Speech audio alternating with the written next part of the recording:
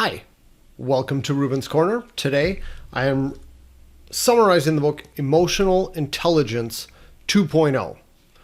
Why this book? Because in Pivot Ready Teams, this group that Bergflow does, kind of associated with IEB, we've been talking a lot about emotional intelligence and the importance of this.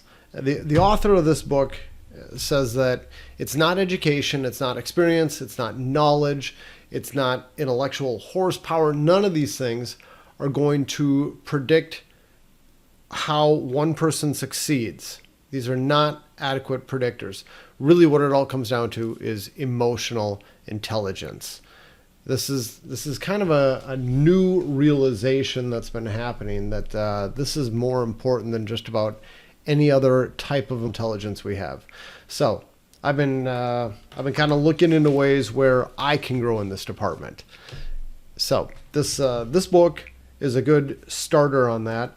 I usually do audiobooks for everything as much as I can, but this is one where I wanted to have the manual, and I wanted to take this quiz. They've got this quiz that you're supposed to take where they say that there's 4 different types of emotional intelligence. You've got, number 1, you've got self-awareness. And this comes from developing a straightforward understanding of what makes you tick and knowing which situations push your buttons.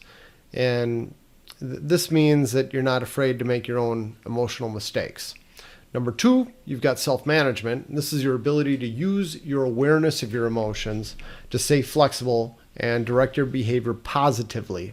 And then number 3 would be social awareness. That's your ability to accurately pick up emotions in others and understand what's really going on with them. And listening and observing are the most important parts of that. And then number 4 is relationship management. That's your ability to use your own awareness of your own emotions and those of others to manage interactions successfully. So at the end of the book, they've got this thing. It's your passcode to taking the emotional intelligence quiz. I'd say, maybe it's worth getting the book just so you can get that passcode if you're interested in improving this for yourself. The book itself is like, I don't know, $10 or something. So even if you don't want the book, you could just think, hey, let me rate myself. So the way to use this book is you read through the beginning of the book, maybe the first 50 pages or so, and the author really hammers home the importance of emotional intelligence. And side note, this whole book is an easy read. I mean, as you can see, the book is small. The pages have very large font. It's not a super meaty book, but it's dense. So you spend the first 50 pages kind of learning all about emotional intelligence, and then they say, all right, stop here, go and take the quiz and rate yourself. And then there's I haven't filled this out yet, but there's the emotional intelligence action plan where you're supposed to rate your overall score and your own score on self-awareness, self-management, social awareness, and relationship management. You rate how you did on all these things.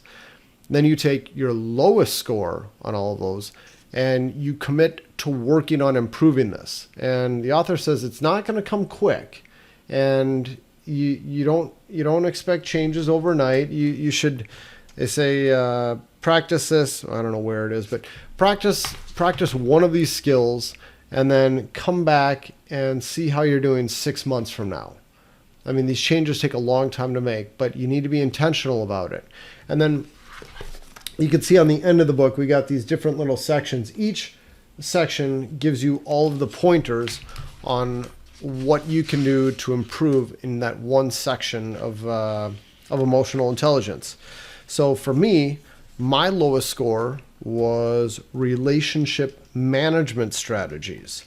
And it goes on to give you 17 points for what you can do to improve on your own relationship management strategies. And each one is going to be, about 1 to 3 pages long. Like number 1, we've got be open and curious. Be open and be curious. And it's just a little over 2 pages long. That's one of those one of the items that you can do to improve that. So you're supposed to pick like 3 or 4 of those 17, write them down and say, these are the 3 or 4 areas in this one particular discipline of emotional intelligence where I'm going to work on improving myself. So I'm going to be working on this for a while. Good book. I hope to get this book all ragged and torn up and dog-eared and highlighted. Yeah, that's my goal. So that was Emotional Intelligence 2.0. Thank you for watching Reuben's Corner.